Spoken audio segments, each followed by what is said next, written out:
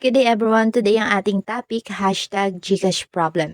Yes, another GCash problem na naman ang bibigyan natin ng solusyon dahil ang dami namin na-receive ng comments about sa topic na to. And iisa-isahin natin yung mga dapat nyong gawin, pero ibibigay ko muna yung ilan sa mga comments na na-receive namin from Ryan. Sabi niya dito, bakit po yung GCash ko ma'am? Ang lumalabas is your account is already registered to another phone. Ano naman po pag nakalagay na you're already registered to other phone, help po. And marami pang iba, hindi na natin iisa-isahin yan. Okay. So, ito yung mga solution na pwede nyong subukan at sigurado isa dito ay makakatulong talaga sa inyo. Magsisimula tayo sa pinaka-common na solution na pwede nyong subukan. I-update nyo lang ang inyong GCash app. Alam nyo, kapag in-update nyo yung GCash app sa pinaka-latest na version, etong pag-update kasi ng app ay maaaring mag-reset ng inyong mga nakalink na device. Pero kung hindi gagana yan, mag-move tayo sa number 2. So, kailangan natin i-reset ang ating password. So, paano nga ba natin gagawin yon?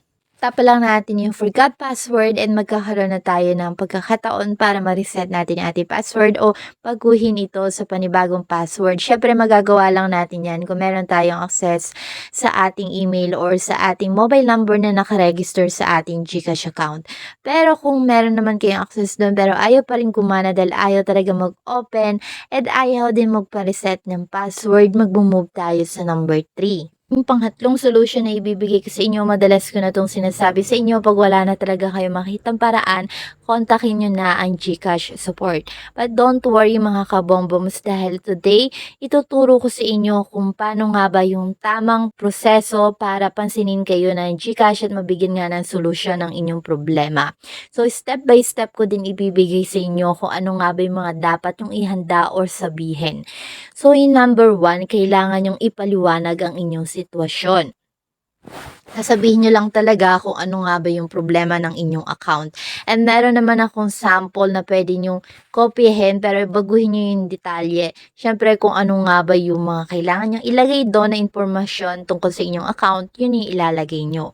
And yung pangalawa, kailangan talaga natin mabigyan diin na kailangan natin ng kanilang tulong. So, humiling tayo na ma-unlink nila yung ating GCash account sa ating lumang device para ma-access na nga natin to sa ating bagong device.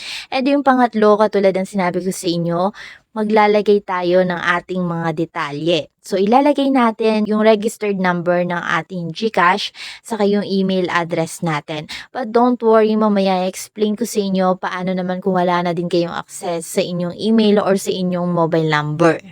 So, eto yung halimbawa na maaari nyong kopyahin kapag kinontak nyo ang GCash support. Don't worry mga kabomboms dahil meron na din naman akong tutorial kung paano nga ba kayo kukontak sa my GCash. So, ang title niyan, How to Submit Ticket in GCash, at ilalagay ko yung link niyan sa my comment section. Okay, back to the topic. Gusto kong iparating sa inyo na hindi ko na mabuksan ang aking GCash account sa aking lumang device dahil ang aking lumang device ay sira na. Humihingi ako ng tulong upang ma-unlink ang aking account mula sa aking lumang device para ma-access ko na ito sa aking bagong device. Ang aking registered ng mobile number ilalagay nyo dito. Tandaan natin na kailangan malinaw nga tayo at may respeto tayo sa pakikitungo kapag hihingi tayo ng tulong para naman ma-address agad yung ating issue. Ano naman kung wala na din kayong access sa inyong mobile number or sa inyong email address sa inyong GCash account? So, kung wala na talaga kayong access dyan, kailangan nyo pa rin makipag-ugnayan sa may GCash. Pero, hindi na katulad nung kanina na ang ibibigay nyo ang inyong mobile number or ang inyong email address at matutugunan na agad yung issue. So, dito sa pangalawang pagkakataon na to, dahil nga wala na kayong access sa mobile number at sa inyong email, pwede kayo magbigay ng ibang impormasyon, katulad na lamang ng inyong pangalan, birthday. Mas gagana kapag meron tayong katibayan na tayo ngayon nagmamay-ari ng account na gusto natin ma-open. So, magbibigay lang tayo ng ating valid ID at ipapakita natin yan sa may GCash support. Makakatulong din kung ang inyong GCash account ay connected sa inyong bank account, malaking katibayan din yan. Sana ay nalinawan kayo mga kabombom sa mga dapat nyong gawin kapag hindi nyo na ma-access ang inyong GCash. Hanggang dito na lang ang video natin for today, pero kung meron pa rin kayong mga katanungan, iwan nyo lang yan sa may comment section at pag may time kami, bibigyan namin ng tugon yan. Maraming salamat and huwag nyong kalimutan mag-like and subscribe. Thank you for watching and stay blessed.